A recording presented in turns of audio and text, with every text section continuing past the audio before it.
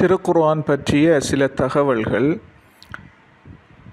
இந்த குர்ஆன் நபி ஸல்லல்லாஹு அலைஹி வஸல்லம் அவர்களுக்கு மார்க்க சட்ட வேதமாகவும் நபி ஸல்லல்லாஹு அலைஹி வஸல்லம் அவர்களின் இறைத்தூதை நிரூபிக்கும் அற்புதமாகவும் திகழ்கிறது. உதாரணமாக தௌராத் வேதம் மூசா அலைஹிஸ்ஸலாம் அவர்களுக்கு மார்க்க சட்ட வேதமாக மட்டுமே இருந்தது. அவர்களிடத்தில் காணப்பட்ட அற்புதங்கள் பல.